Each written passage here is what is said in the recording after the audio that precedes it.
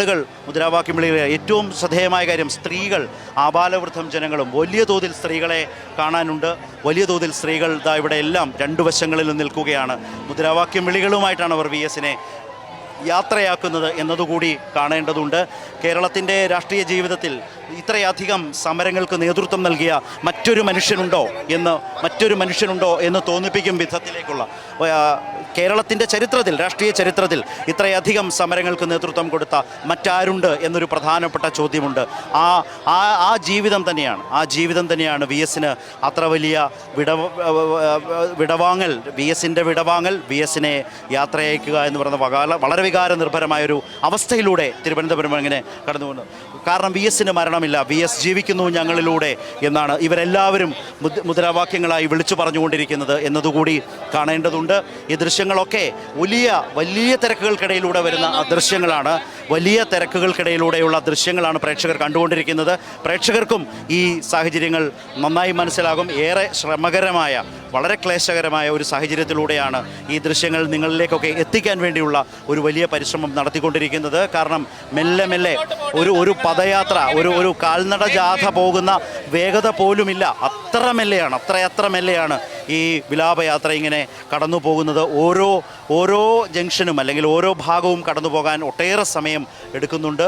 ഇപ്പോഴും ഈ വിലാപയാത്ര ആരംഭിച്ചതറിഞ്ഞ് എല്ലാവരും ഇപ്പോൾ പാതയോരങ്ങളിലേക്ക് ഒത്തുകൂടുന്നു എന്നതുകൂടിയാണ്. ഏതാണ്ട് 27ഓളം കേന്ദ്രങ്ങളിലാണ് തിരുവനന്തപുരം ജില്ല കടന്നു പോകുമ്പോൾ VS-നെ കാണാനായി CPIM ക്രമീകരണങ്ങൾ ഒരുക്കിയിട്ടുള്ളത്. പക്ഷേ അതിനുമപ്പുറം പാതയോരങ്ങളിലേക്ക് ആളുകൾ എത്തിക്കൊണ്ടേയിരിക്കുകയാണ് എന്നതുകൂടി കാണേണ്ടതുണ്ട്.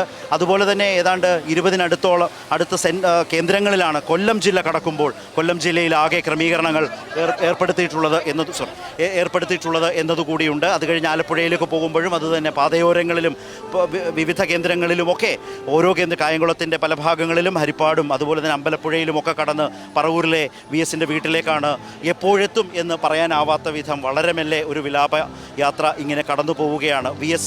VS-ൻ്റെ പോരാട്ടം, VS-ൻ്റെ ജീവിതം, അത് എല്ലാവരുടെയും മനസ്സിൽ അങ്ങനെ തിളക്കത്തോടെ നിൽക്കുകയാണ്. അത് വളരെ വലിയ ആവേശകരമായ ഭാവി കേരളത്തെ കരുപിടിപ്പിക്കുന്നതിലെ അനുഷേധ്യമായ ആ നേതൃത്വം, ആ പങ്കാളിത്തം അല്ലെങ്കിൽ ആ സംഭാവനകൾ, അത് എല്ലാവർക്കും ആവേശകരമായ അനുഭവമാണ്, ഓർമ്മയാണ്.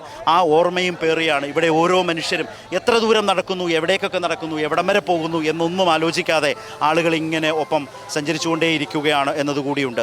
ഞാൻ ഇത് പറയുമ്പോൾ പെട്ടെന്ന് ഓർമ്മ വരുന്നത് എല്ലാവരെയും വല്ലാതെ വേദനിപ്പിച്ചുകൊണ്ടുള്ള വളരെ അപ്രതീക്ഷിതമായൊരു മരണമാണ് CPM ജനറൽ സെക്രട്ടറി ആയിരുന്ന സീതാറാം യെച്ചൂരിയുടെ മരണത്തിൽ സംഭവിച്ചത്. സീതാറാമിൻ്റെ മൃതദേഹം വഹിച്ചുകൊണ്ട് AKG ഭവനിൽ നിന്ന് ഇങ്ങനെ വിലാപയാത്ര ആരംഭിച്ച ഘട്ടത്തിൽ ഇങ്ങനെ ദില്ലിയുടെ തെരുവോരങ്ങളിലൂടെ ആളുകൾ ഇങ്ങനെ വളരെ നിശബ്ദമായി സീതാറാമിനെ ഓർത്തും ഒക്കെ ചേർന്ന് മുദ്രാവാക്യം വിളിച്ചും ഒക്കെ കടന്നുപോയ ഒരു അനുഭവം പെട്ടെന്ന് അന്നും ഈ പറഞ്ഞ പോലെ ഒരു മാധ്യമപ്രവർത്തകൻ എന്നല്ലാതെ റിപ്പോർട്ട് ചെയ്തതിൻ്റെ ഒരു അനുഭവത്തിൽ നിന്ന്, ആ ഓർമ്മയിൽ നിന്ന് പറഞ്ഞതാണ്. സമാനമായ ഒരു അവസ്ഥയാണ്. വളരെ ആവേശകരമായ മുദ്രാവാക്യം വിളികളുണ്ട്. തികഞ്ഞ ചില നിശബ്ദതയോടെ ഇതിനോടൊപ്പം സഞ്ചരിക്കുന്ന മനുഷ്യരെ കാണാം. മുദ്രാവാക്യം വിളിച്ച് VS-നൊപ്പം സഞ്ചരിക്കുന്നവരുണ്ട്, നിശബ്ദതയോടെ VS-നെ ഓർത്തു പോകുന്നവരുണ്ട്. അങ്ങനെ പല മനോഭാവത്തിലൂടെ, പല വൈകാരിക തലങ്ങൾ നമുക്കിവിടെ ഈ മനുഷ്യരുടെ ഒപ്പം ചേർന്ന് നടക്കുന്ന മനുഷ്യരുടെ ഈ മനുഷ്യ മഹാസാഗരം തന്നെയാണ്. നമ്മളിപ്പോൾ ഞാനിപ്പോൾ ഉള്ളത് ഈ ബസ്സിൻ്റെ മുൻപിലാണ്. അതുപോലെ തന്നെയാണ് ഈ ബസ് കടന്ന് പുറകിലോട്ട് നോക്കിയാൽ വാഹനങ്ങളും ആളുകളും എല്ലാം ഇങ്ങനെ ഈ വിലാപയാത്രയ്ക്കൊപ്പം ഇങ്ങനെ ദൃശ്യങ്ങളിൽ നിന്ന് കാണാൻ കഴിയുന്നുണ്ട്. ആ വാഹനത്തിന് പിറകിലും വലിയൊരു ജനസാഗരം. ആ ജനസാഗരം VS-നെ വിട്ടുകൊടുക്കാൻ തയ്യാറല്ല. VS നെഞ്ചകങ്ങളിൽ മാത്രമല്ല ഞങ്ങൾക്കിടയിൽ തന്നെ ഉണ്ട് എന്ന് പറഞ്ഞുകൊണ്ട് അവർ ആ വാഹനത്തിന് പിന്നാലെ വിലാപയാത്രയ്ക്കൊപ്പം തന്നെ കൂടിയിട്ടുണ്ട്. ഒരുപക്ഷേ ശരത്ത് നമുക്ക് മനസ്സിലാക്കാൻ കഴിയുന്നത് പോലെ ഇനി തിരുവനന്തപുരം ജില്ലയിൽ മാത്രം 27 കേന്ദ്രങ്ങൾ, സെക്രട്ടേറിയറ്റിന് തൊട്ടടുത്തുള്ള പാളയത്ത് ഇനി പൊതുദർശനമുണ്ട്. അവിടേക്ക് പോലും എത്തിച്ചേരാൻ കഴിഞ്ഞിട്ടില്ല.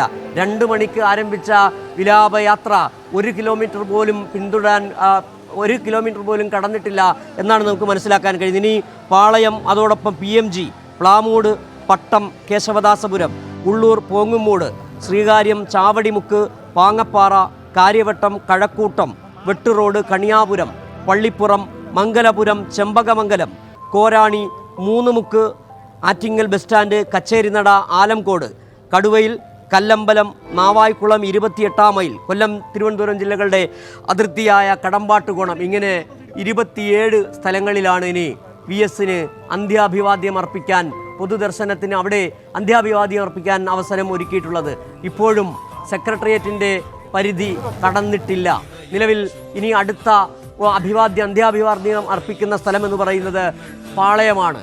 അവിടേക്കും എത്തിച്ചേരാൻ കഴിയാത്ത തരത്തിലേക്ക് വലിയ തരത്തിലുള്ള ജനസഞ്ചയം, ജനസാഗരം വി എസിൻ്റെ വിലാപയാത്ര വരുന്ന വാഹനത്തിന് വിലാപയാത്രയ്ക്ക് ഓടൊപ്പം ചേരുകയാണ്.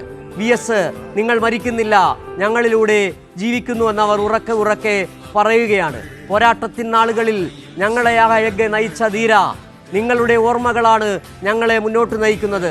നിങ്ങളുടെ ഓർമ്മകളാണ് ഈ പ്രസ്ഥാനത്തിനെ കരുത്തു കൂട്ടുന്നത്. നിങ്ങൾ തന്ന ചെങ്കൊടിയാണ് ഇനി ഞങ്ങൾ ഏറെ ഉയരത്തിൽ പിടിക്കുക. നിങ്ങൾ ഉയർത്തിയ അതേ മുദ്രാവാക്യമാണ് കൂടുതൽ കരുത്തോടെ മുഷ്ടി ചുരുട്ടി ഞങ്ങൾ ഇനി വിളിക്കുകയും ചെയ്യുക. പുതിയ കേരളത്തിന്, നവകേരളത്തിന് കൂടുതൽ കരുത്താകുന്നതാകും നിങ്ങളുടെ ഓർമ്മകൾ എന്ന് അവിടെ കൂടിയ ഓരോ മലയാളിയും ഉറക്കെ ഉറക്കെ പറയുകയാണ്. ഇപ്പോൾ പാളയത്തേക്കാണ് അടുത്ത അന്ത്യാഭിവാദ്യം അർപ്പിക്കുന്ന സ്ഥലം എന്ന് പറയുന്നത്. നിലവിൽ ആ വി എസിൻ്റെ മൃതദേഹവും വഹിച്ചുള്ള വിലാപയാത്ര അവിടേക്ക് വന്നുകൊണ്ടിരിക്കുകയാണ്. ഇപ്പോഴും ഒരു പക്ഷേ മണ്ണിട്ടാൽ നിരത്തി വീഴാൻ കഴിയാത്ത തരത്തിലുള്ള ജനക്കൂട്ടമാണ്. ജനങ്ങൾക്കിടയിൽ ജീവിച്ച ആ നേതാവിന് ഇതിനപ്പുറം വലിയൊരു അന്ത്യാഭിവാദ്യം എങ്ങനെയാണ് കിട്ടുക? ഒരു പക്ഷേ കേരളം കണ്ട ഏറ്റവും വലിയ ഒരു മടക്കം, ഒരു അന്ത്യയാത്രയാണ് ഇപ്പോൾ വി എസിന് നൽകിക്കൊണ്ടിരിക്കുന്നത്. പ്രത്യേകം പൂക്കളാൽ അലങ്കരിച്ച വാഹനത്തിൽ വി എസ് ഉറങ്ങുകയാണ്. V S അന്ത്യയാത്രയിലാണ്.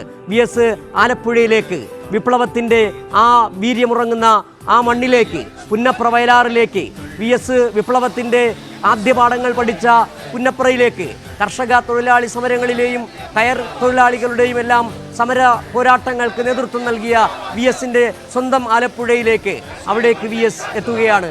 ഇപ്പോൾ തിരുവനന്തപുരത്തെ സ്റ്റാച്യു ജംഗ്ഷൻ കടക്കുന്നു എന്നാണ് നമുക്ക് മനസ്സിലാക്കാൻ കഴിയുന്നത്. ശരത്ത്, ഇപ്പോൾ യൂണിവേഴ്സിറ്റി കോളേജിന് മുന്നിലേക്ക് എത്തിച്ചേർന്നിട്ടുണ്ടെന്ന് തോന്നുന്നു. അതെ